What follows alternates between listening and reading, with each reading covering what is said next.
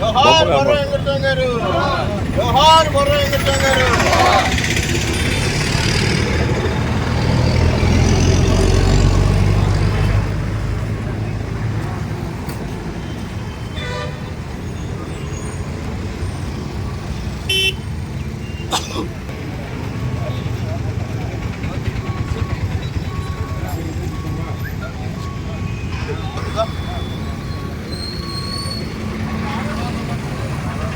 జోహార్ బొర్రా వెంకటస్వామి గారు.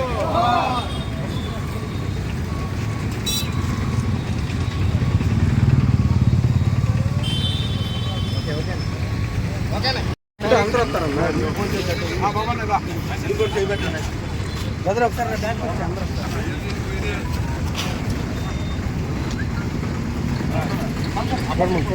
అందరూ జోహార్ బొర్రా వెంకటస్వామి గారు, జోహార్ బొర్రా వెంకటస్వామి గారు, జోహార్ బొర్రా వెంకటస్వామి గారు.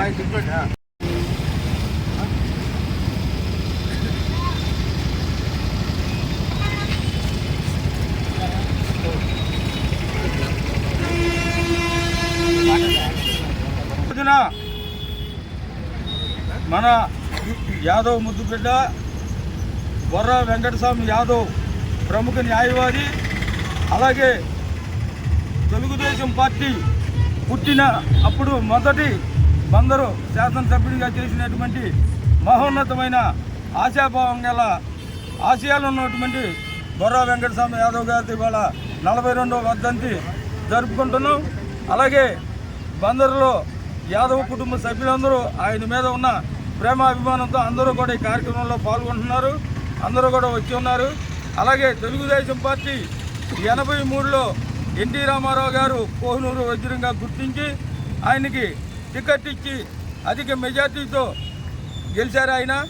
దానికి స్వర్గీయ నందమూరి తారక రామారావు అన్నగారు ఎన్టీ రామారావు గారికి కూడా మేము యాదవ్ సంఘం తరఫున కృతజ్ఞత తెలియజేసుకుంటున్నాం.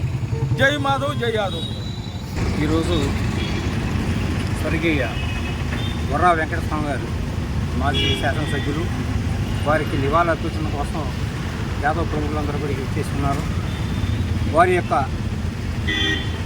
42వ వర్ధంతి సందర్భంగా ఇక్కడ ఇచ్చేసినటువంటి మీడియా వాళ్ళకి, అలాగే నా తోటి యాదవ్ సోదరులందరూ కూడా నా హృదయపూర్వక ధన్యవాదాలు తెలియజేసుకుంటూ, ఆ రోజు అన్న నందమూరి తారక రామారావు గారు ఏదైతే మహోన్నతమైనటువంటి లక్ష్యంతో పార్టీ స్థాపించారో, స్థాపించిన మొదటి సంవత్సరం మొదటి ఎన్నికల్లో బందర్ నుంచి బీసీ సోదరుడు బొర్రా వెంకటస్వామి గారు ఉండాలని చెప్పి ఆయన హక్కును చేర్చుకొని వారికి అత్యున్నతమైన స్థానం కల్పించి ఎమ్మెల్యేగా గెలిపించడం జరిగింది బందర్ ప్రజలందరూ కూడా. అలాగే ఆ రోజు పార్టీ స్థాపించిన రోజున దాదాపుగా బీసీలు ఎక్కువ శాతం మంది వెలుగులు తీసుకురావడం జరిగింది. అన్న తారక రామారావు గారు తీసుకున్న నిర్ణయం ప్రకారం ఆ రోజున అంతమంది బీసీలు బయటకు వచ్చారు. ఇవాళ అయ్యన పాత్రుడు గారు ఉన్నా, యనమల రామకృష్ణుడు గారు ఉన్నా, వీళ్ళందరూ కూడా వారు తీసుకొచ్చిన ఆనిముత్యాలని దేశానికి పరిచయం చేశారు, రాష్ట్రానికి పరిచయం చేశారు. అలాంటి మహోన్నతమైన ఉన్నత ఆశయాలతో పెట్టినటువంటి పార్టీలో వారు శాసనసభ్యులుగా అతి తక్కువ కాలం పనిచేసి దేవుడు తీసుకెళ్ళిపోవడం చాలా బాధాకరం. అయినప్పుడు కూడా రాబోయే రోజుల్లో ఖచ్చితంగా ఆ యాదవ్ సోదరులందరూ కూడా ఖచ్చితంగా దాన్ని ఉనికిని సాడటానికి ప్రయత్నం చేస్తామని తెలియజేసుకుంటూ సంతాపం తెలియజేస్తూ సెలవు తీసుకుంటాం. బస్టాండ్ సెంటర్లో మరి అప్పుడు ఉన్నటువంటి బొర్రా వెంకటస్వామి గారు ఎమ్మెల్యేగా తక్కువ కాలం ఉన్నప్పటికీ ఆయన యొక్క ఆదర్శాలు బతికే ఉన్నాయి. వాళ్ళకి కూడా చాలామంది చనిపోతారు, పెద్ద ఎవరు పట్టించుకోరు. కానీ 42 సంవత్సరాలు అయినా కూడా అందరి గుండెల్లో ఇంకా బతికే ఉన్నాయంటే ఆయన బతికిన తీరు, ఆయన నడిచిన మార్గం ఇవాళకి కూడా అందరూ కూడా మర్చిపోలే పరిస్థితి. ఆ రోజుల్లో రూపాయి లేకుండా ఎమ్మెల్యే అయినటువంటి బందర్ చరిత్రలో ఆయనే మొట్టమొదటి ఒక ఎమ్మెల్యే. ఆయన యొక్క ఆశయాలు నెరవేర్చడానికి ఇక్కడ ఉన్నటువంటి మరి జనసేన పార్టీ కూటమి నాయకులు, మరి అలాగే అందరూ బొర్రా విఠల్ గారు అందరూ కూడా కులాలకి మతాలకి అతీతంగా ఆయన ఎలా నడిచారో అందరూ కూడా నడవాలని ఆలోచనతో ఈరోజు ఏర్పాటు చేసిన మరి అందరికీ కూడా ధన్యవాదాలు చెప్పి సెలవు చేస్తాను. బొర్రా వెంకటస్వామి గారు ఈ లోకం నుంచి వచ్చినటువంటి దుర్దినం 42వ వర్ధంతి సందర్భంగా ఇలా మాట్లాడటం అనేది జరుగుతుంది. బొర్రా వెంకటస్వామి గారు వాళ్ళ బీసీ బలహీన వర్గాలకి ఒక ఆశాకిరణం లాంటి వ్యక్తి. ఆ రోజున ఎన్టీ రామారావు గారు ఎక్కడైనా కానీ పార్టీ టికెట్, ఎమ్మెల్యే టికెట్ కావాలంటే ఎన్నో రకాలుగా ప్రలోభాలు పెట్టి డబ్బులు ఇచ్చో ఇంకోటి ఇచ్చో నాకు అంత ఉంది ఇంత ఉంది అంత ఖర్చు పెడతానంటే కానీ వాడు సీట్లు రావట్లే. ఆ స్థితిలో ఎన్టీ రామారావు గారు ఆ రోజున పిలిచి వెంకటస్వామి గారు అడగకపోయినా సరే ఈయన వ్యక్తిత్వాన్ని పిలిచి అని టికెట్ ఇవ్వడం జరిగింది. అలాంటి నిరాడంబర జీవిని ఇవాళ కొంతకాలం కొనసాగితే బాగుండేది అని జీవితం అందరికీ తెలిసేది. ఆయన అతి తక్కువ కాలంలో మరణించడం జరిగింది. రెండోది ఏంటంటే ఆంధ్ర రాష్ట్రం మొత్తంలో ఒక ఎమ్మెల్యే చనిపోతే ఎమ్మెల్యే కుటుంబానికి సీట్ ఇచ్చారు. ఒక ఇవ్వనటువంటి ఏకైక వ్యక్తి ఎక్కడైనా ఉన్నారంటే బొర్రా వెంకటస్వామి గారి ఫ్యామిలీ ఒకటి. అది ఎందుకు ఏంటి అనేటువంటిది మీ అందరికీ తెలిసింది. వాళ్ళ ఉండేటువంటి పరిస్థితిని అనైక్యత వల్లే ఈ పరిస్థితులు జరిగినాయి. బొర్రా వెంకటస్వామి గారు అయితే బొర్రా వెంకటస్వామి గారు అజాతశత్రువు అంటే ఎవరితోనూ కూడా విభేదాలు లేనటువంటి వ్యక్తి. ఎందుకంటానంటే ఆ మాటని వాళ్ళ బొర్రా వెంకటస్వామి గారి విగ్రహం ఇక్కడ పెట్టడానికి కాంగ్రెస్ పార్టీ వాళ్ళు పర్మిషన్ ఇచ్చారు ఇక్కడ. వాళ్ళు అలాంటిదంటే ఒక టీడీపీ ఎమ్మెల్యేకి, టీడీపీ నాయకుడికి కాంగ్రెస్ వాళ్ళు పర్మిషన్ ఇచ్చారంటే ఆయన అందరి మనసులోనూ కూడా అజాతశత్రువు అంటే ఎవరికి కూడా కాంట్రవర్సీ లేనటువంటి వ్యక్తి. అలాంటి వ్యక్తి ఇవాళ ఆయన యొక్క సభకి ఇచ్చేసి మేమందరం కూడా ఆయనకి నివాళులు అర్పించడం జరిగింది. అదేవిధంగా బొర్రా వెంకటస్వామి గారి తనయుడు కుమారుడు బొర్రా సుధాకర్ మరి అతను కూడా అనుకోకుండా మరణం చేయడం జరిగింది. అతను ఉండుంటే కొంత కార్యక్రమం ఘనంగా జరిగేదని అనుకుంటున్నాను. లేనందుకు అతనికి వెంకటస్వామి గారి ఫ్యామిలీకి అందరికీ కూడా సంతాపం తెలుపుతూ ఈ వెంకటస్వామి గారి కార్యకర్తలు ఇచ్చేసినటువంటి మా అన్నగారు కొనకళ్ళ అంటే యాక్చువల్గా కొనకళ్ళ గణపతి గారు విగ్రహం కూడా పక్కన పెట్టాల్సినటువంటి పరిస్థితి. ఆ విగ్రహాన్ని మరి ఎందుకు ప్రపోజ్ చేయలేదు మా అన్నగారు. అది చేసి ఉంటే ఏనాడు జరిగి ఉండేది. అలాగే గౌతు లచ్చన్న గారు వీళ్ళంతా కూడా ఒక సమకాలీకులైనటువంటి ఒక వ్యక్తిత్వం కలిగినటువంటి వ్యక్తులు. ఈ బస్టాండ్ సెంటర్ అనేటువంటి దానికి ఇవాళ ఈ మహోన్నతమైనటువంటి వ్యక్తులు విగ్రహాలు పెట్టి మన కొందరు ఖ్యాతిని ఈనోడింపు చేయటంలో ఏ రకమైనటువంటి అతిశక్తి లేదు. కాబట్టి ఈయన యొక్క కార్యక్రమం ఇలా పెద్దలను ఒకసారి మనం స్మరించుకోవటం అనేటువంటిది మన అదృష్టంగా భావిస్తున్నాను. ఈ కార్యక్రమం చేసినటువంటి మా అన్నగారి కుటుంబానికి మన రామకృష్ణ కష్టపడి పైకి ఎదిగినటువంటి వ్యక్తి మన ఆర్కేఎంఎస్ రామకృష్ణ గారికి అది వాళ్ళ జనసేన పార్టీలో మరి ఏఎంసీ చైర్మన్